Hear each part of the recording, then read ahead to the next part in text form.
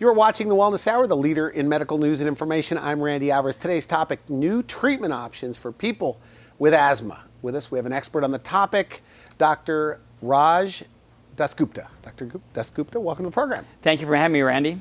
Now, for people, before we get into this topic, because Okay. you are an expert on this topic, Yes. Tell me a little bit about your background, your training, and Well, you know, I'm a quadruple board certified doctor. I did my training in Michigan and in New York, and now I'm a professor at the University of Southern California, right here in California. okay, good. Now, that's a long time in school. Yes, it Like seemed like quite a 17 long years time. or something like that in Yes, school? I blinked my eyes, and now, oh my God, my 40th birthday is coming up. What's going on? So your practice is at USC. Yes, it is. So who's the typical patient that you see? Well, you know, fortunately, I work for a university center, Okay. so we get those difficult, hard-to-treat cases. So, you know, when we talk about narcolepsy or asthma, whatever we talk about, that I think that asthma is a common disease, and I think that, you know, our primary care doctors, our family practice, our internal medicine does a great job with that, but sometimes you have that piece of the pie, those patients that need that extra therapy, that extra care, and those are the patients we get at USC. Okay, good. So let's begin with, because, you know, asthma, it's a big problem. A lot of people have it. I guess Right. millions and millions of people have it. 27 million plus, to be precise. Okay. Yeah. And we've talked a lot off camera. Yep, But your message is there's a lot of people that are suffering with asthma, right. and there are new treatment options that they're not aware of. So what are they? And that's why I'm very, very excited that the two main therapies I want to talk about today is, number one, a procedure. And when most people hear the word procedure, they kind of cringe, they kind of get that look on their Okay. face. But you know, if you target the right patients, that's the key word, the right patients over there. Patients who don't want to be on those oral steroids, who don't want to have that weight gain, who don't want to have earlier osteoporosis or poorly controlled diabetes. Now we have a procedure in these right patients that will give them absolutely great quality of life. Okay, what is the procedure? Or It's procedures? called bronchial thermoplasty. It's kind of a mouthful when you say it. All right. So basically, let me just break down the words bronchial. One thing I do as a pulmonologist, or many pulmonologists do, is a bronchoscopy. It's a procedure where you take a camera. It's about the diameter of a size of a pen or a pencil. Okay. It's about yay long. I saw that look on your face. And what happens is that you have to go through the airways. So fortunately or unfortunately, you have to go through the nose or the mouth. And we do this under either general anesthesia. That means you have to Well, be on the that's nice. vent. Okay. So you don't feel anything. And some patients are like, I don't want to feel anything. Or we do conscious sedation, where we make you very, very sleepy and we perform the procedure. This is a 3-stage procedure, 3 separate days, usually around 3 weeks apart. The procedure itself is around, well, it depends on the patient, depends on their anatomy and the person What does it doing do? it. What is it doing, by the way? All right, so this goes back to a little basic science, forgive me, that when we talk about asthma, it's a chronic inflammatory disease. Okay. One of the things that surrounds the airways, the bronchus, is something called smooth muscle. And in asthmatics versus people who don't have it, that smooth muscle is squeezing the airways. And what happens when it happens? There's no airflow going in and out of the lungs. Bad. So by doing this procedure, we're heating up the airway. We're applying heat. And we're not destroying smooth muscle, that's a strong word. We're kind of reconfiguring it to make sure that that smooth muscle is not squeezing their airways, causing all those problems that we see in our asthmatics. Yes, how long does it last? Well, we have great data for about 5 years from now, but who knows? This is going to be in the infancy of this procedure, and who knows what is going to happen in 10 years or 15 years. But when we had the first trials about this procedure, Okay. it was doing it with the actual bronchial thermoplasty and comparing it to a sham procedure. Well, they do the whole procedure, but not apply the heat. They looked forward for 5 years, and you know what? There was less trips to the ER. There was less use of medications. People were going to work. People were going to school. And they were spending time with their family and loved ones, and that makes me happy. So people with severe asthma Yes. out there that are using their inhaler every hour, is that right? Let me take it up a notch. Yeah. So when we talk I about... mean, who's a candidate for this? All right, At what so- point should they even come into? Let me break it down medical student style. Okay. There's what we call mild intermittent asthma, where you have symptoms once in a blue moon. Use a little albuterol, it's called a beta-2 agonist, and you're on your merry way. Then when you have symptoms more frequently, at night, then you move into the category called persistent. Okay. Now it's going to be a little confusing. Persistent divided into mild, moderate, and severe. So if you're a severe persistent asthma, defined as always using that inhaler, Like how often? oh man, almost every other hour. Okay. Having symptoms almost every night. You can't even go out and do your activities of daily living. and more importantly, being on steroids. When other words for steroids are known as glucocorticoids when we're in med school, but for my patients out there, prednisone, Solumedrol, Decadron.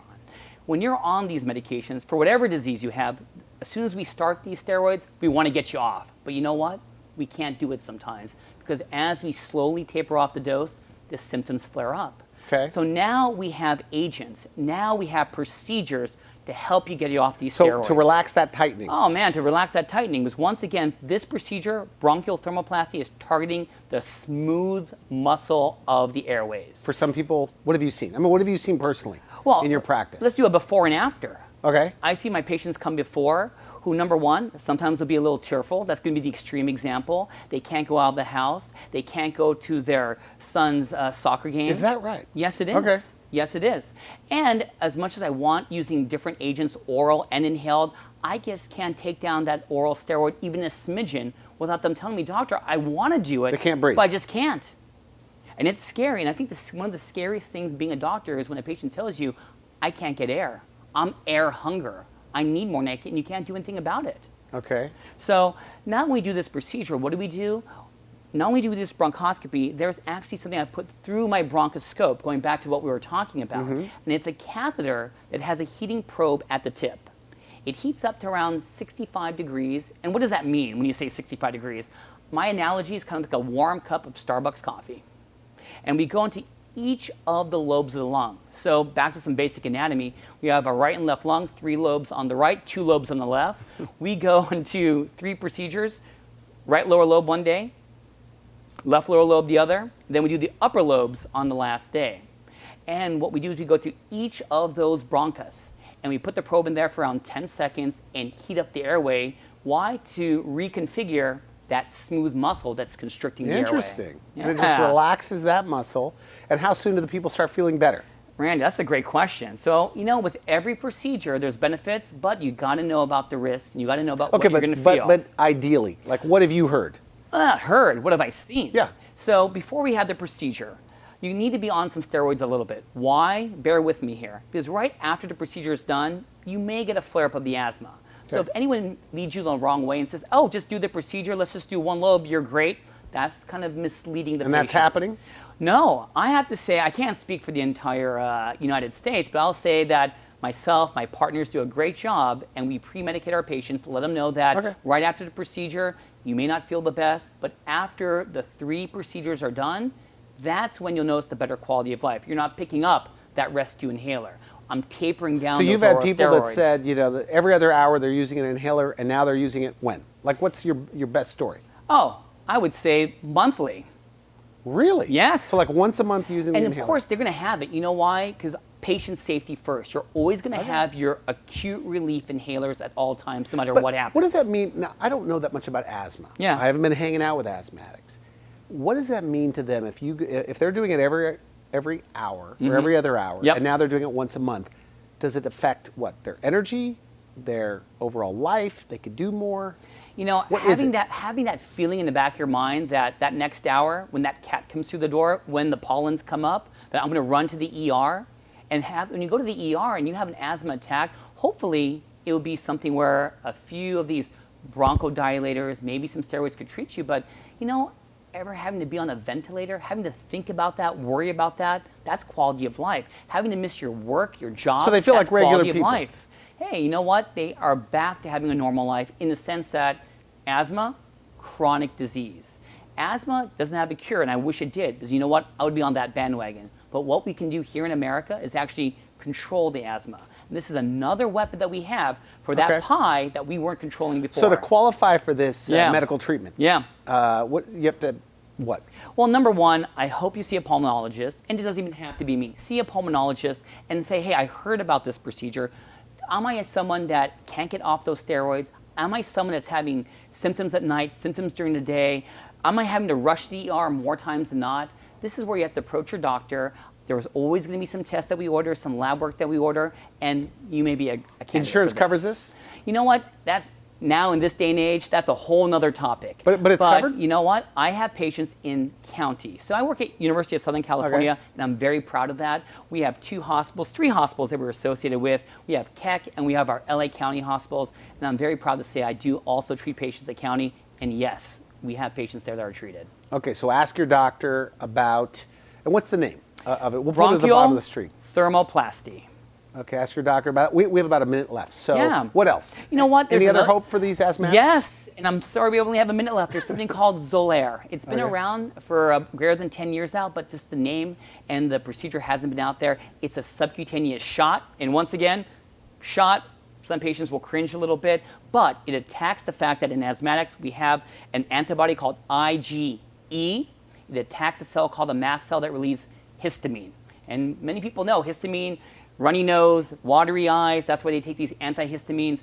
Now, in our severe asthmatics, this is a medication we give once every 3 to 4 weeks, helps their symptoms. So they go to the doctor, you give them the shot, or they do it themselves? No, it has to be given at a professional doctor, such Okay. as a pulmonologist or allergist. Why? As of everything, you do have a worry about a reaction that occurs, and you have to be in a setting where if you do get a reaction, though uncommon, someone's there to treat it. But the people that this works for, Yes. what do they say? You know what? I'm tapering down the steroids. Thank you for referring me. This was a life-saving treatment that was not offered to me in the past. Now, what if somebody with asthma, Yes. they have their regular checkups, and they've never been told about the two procedures you were talking about? Correct. And They, you know they what? may get frustrated. Why weren't they?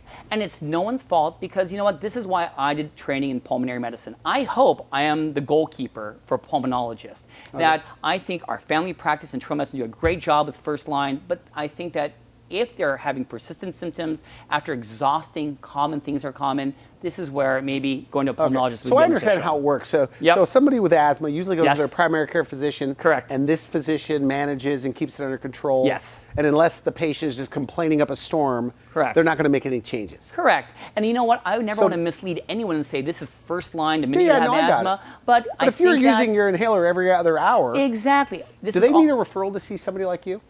You know what? In my heart, I want to say no, but yes, they do. Because you know what? There are many insurances out there that are beyond my knowledge, and I want to play it safe because the bottom line point is there's no point in seeing me if it's going to cause you financial more problems than having asthma. So I ask feel your bad. doctor about it. Yes, please. At do least it. ask a referral to speak to a specialist. Yes. Is that right? You Would nailed it right on the head and right I know there. you want to be positive in Yes. this interview, but do you think there's a lot of people out there that don't realize that they have access? They can actually request to speak to a specialist that are not being.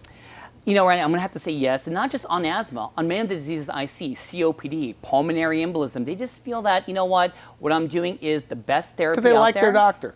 And they feel that, hey, this is as good as it gets. Now that I can walk those 4 blocks, that's good. I don't need to walk 5.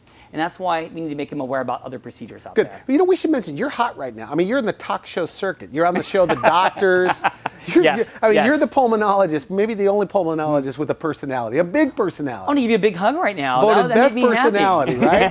For internist, pulmonologist, Right. quadruple board certified. Yes. Like you said, it took quite a long time, but I finally made it there, and my parents are happy. Okay. So final message. Yes. Asthmatic out there. Yes. Please and come they're see a going, I'm well, fine. I mean, I use my inhaler only maybe every 3 hours, 4 hours a day. Yep. What do you say? I say, you know what? Some of these are red flags.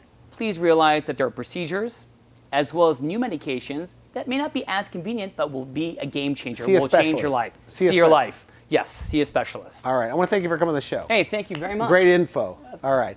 You're watching the Wellness Hour. I'm Randy Alvarez. We'll be right back.